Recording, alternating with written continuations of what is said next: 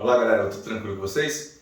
Vamos hoje bater de frente, vamos hoje entender o movimento circular uniforme? Vamos lá? Precisamos de alguns conceitos, precisamos de algumas bases teóricas, vamos abrir direitinho, detalhar todo esse movimento circular uniforme, principalmente na hora da resolução dos exercícios. Então preste atenção no que você precisa entender, quais são as bases teóricas que você vai precisar rever, caso você ainda tenha alguma dificuldade, para poder entender o movimento circular uniforme. Me acompanhe.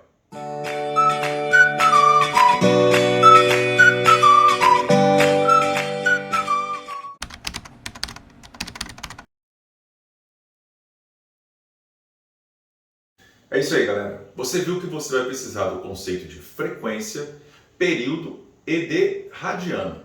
Vamos entender essas ideias na sequência da resolução do vídeo, na sequência da exposição do vídeo, e nós vamos entender direitinho o que está acontecendo. É isso aí, galera. Agora que você viu do que você precisa, quais são os conceitos que você precisa trabalhar, frequência, período, radiano e outros que vão aparecendo na sequência, vamos dar início à nossa compreensão sobre o movimento circular uniforme. Vamos lá.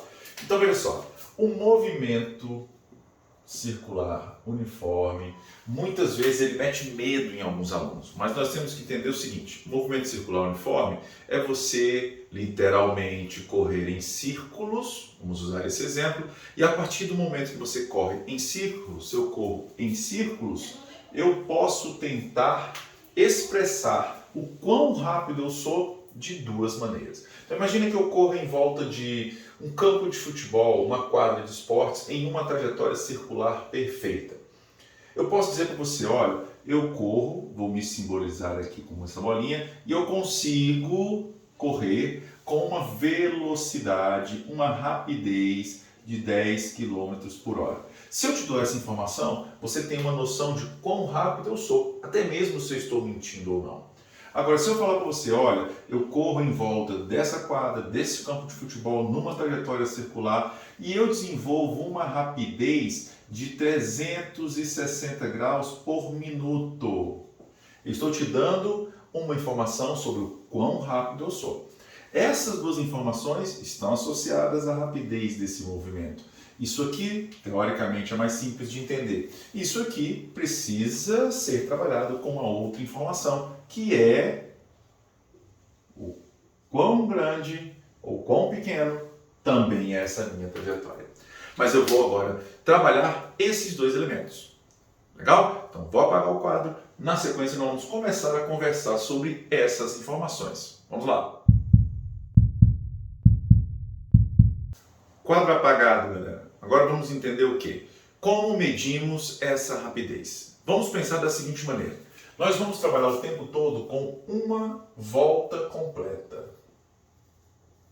E vamos entender exatamente as equações que nós precisamos a partir disso. Se eu realizo uma volta completa, e essa minha volta tem um determinado raio, como é que eu posso desenvolver o cálculo para descobrir a minha velocidade linear, que é a velocidade daquela forma mais tradicional que nós conhecemos, que é o famoso ΔS sobre ΔT. Para uma volta completa, o que você entende?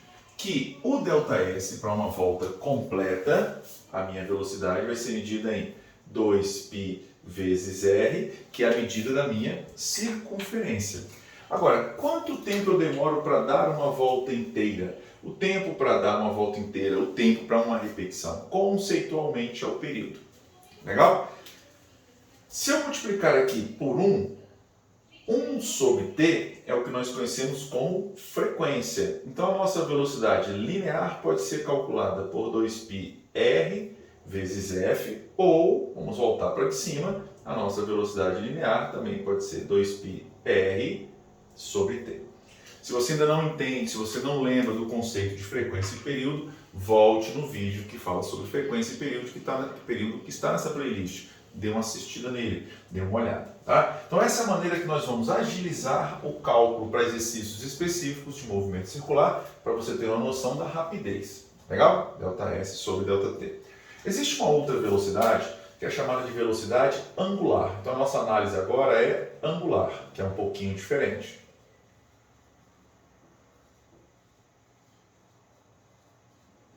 Ok? Na nossa velocidade angular, o que nós precisamos entender? Vamos simbolizar pela letra ômega. Como que eu calculo a rapidez ao dar uma volta inteira quando eu penso na parte angular? Eu faço a medida da variação angular para uma volta inteira, estamos nos referindo a uma volta inteira, dividido pelo intervalo de tempo de uma volta inteira. Então, qual é a minha velocidade angular? Quando eu dou uma volta inteira, eu percorro 360 graus. Ponto final. Nós temos essa noção em graus mais fácil de ser identificada. Vamos seguir com ela por enquanto. Dividido pelo período. Então, a mesma coisa. Se eu multiplicar aqui por 1, não altera em nada, e 1 sobre t é a minha frequência. Então, a minha velocidade angular pode ser calculada por 360, vamos apagar esse 2 aqui, né?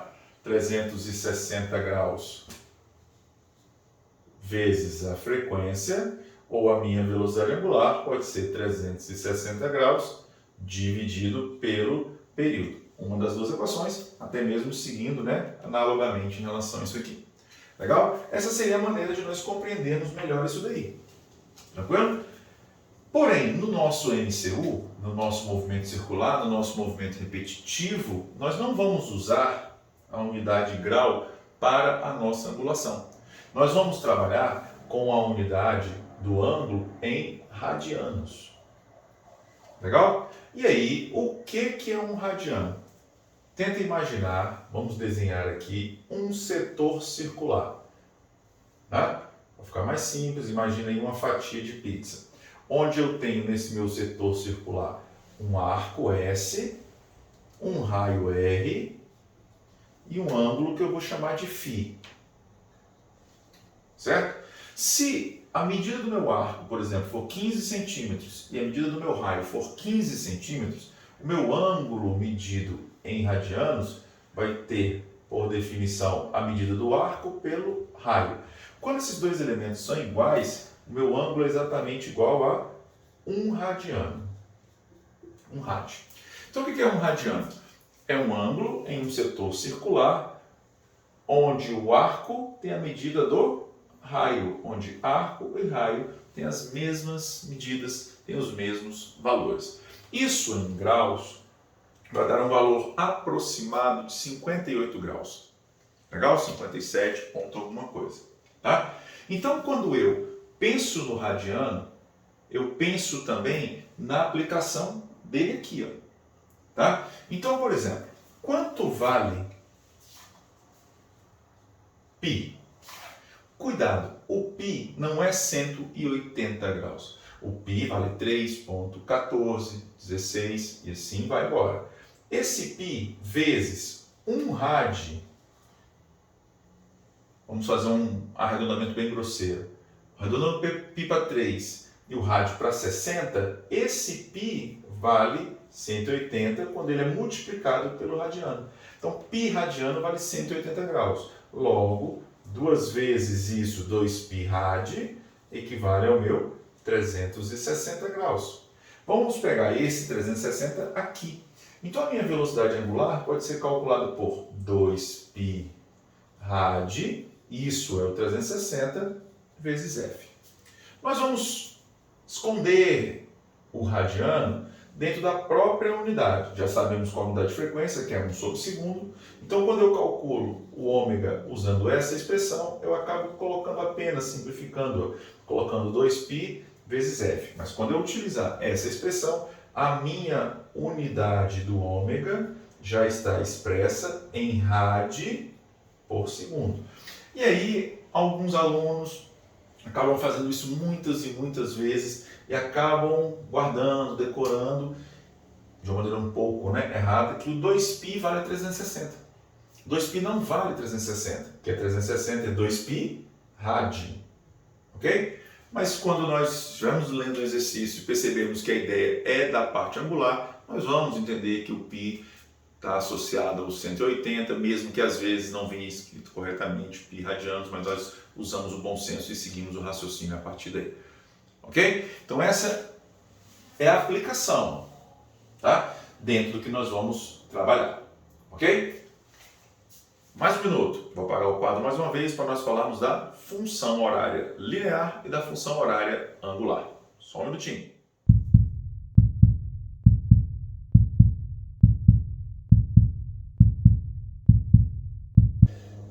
Vamos lá, galera. Quadro apagado. Vamos para a função linear. Movimento retilíneo uniforme, ou movimento uniforme, sem nos preocuparmos muito com a trajetória. A função horária, aquela função de primeiro grau, é do tipo S é igual a S0 mais VT. Legal? Eu posso descobrir as posições em que o móvel, em que o corpo estará, a partir do local de onde ele sai, com uma velocidade constante para cada instante delimitado, montar gráfico e assim sucessivamente. Se nós já conhecemos a ideia do que é o ângulo em radianos, que é o arco dividido pelo raio, quando eu vou dividindo posições pelo raio, eu vou encontrando a parte angular com muita tranquilidade. Então, se eu dividir esse lado da equação pelo raio e todo lado de lá da equação pelo raio também, eu não altero, o significado matemático, isso é o conceito matemático. S por R é meu ângulo. Então, eu tenho também uma função angular, que eu vou trabalhar agora. Na minha função angular, eu vou ter o ângulo final é igual ao ângulo inicial mais a velocidade linear pelo raio me dá a velocidade angular, vezes o tempo. MV, não consegui enxergar essa última parte, que o ômega é V sobre R. Acabamos de comentar na parte teórica. Se a minha velocidade linear pode ser 2π R vezes F e a minha angular pode ser 2π vezes F, veja que você enxerga o 2π e o F aqui em cima, ó, 2π e o F. Então, a partir daqui eu posso escrever que a velocidade linear é o raio vezes o ômega, que é exatamente o que tem aqui, ó, V sobre R, passando o R dividindo, é o ômega. Então, a minha velocidade angular pode ser a linear dividido pelo raio. A partir dessas relações angulares, lineares, das velocidades, também lineares e angulares, nós vamos começar a trabalhar isso em modelos de exercícios, tá certo? E num próximo vídeo teórico nós vamos falar sobre a transmissão dos movimentos circulares, envolvendo bicicletas, polias, engrenagens e assim sucessivamente, que é um assunto muito recorrente nos vestibulares. Isso aí, galera. Até o nosso próximo vídeo.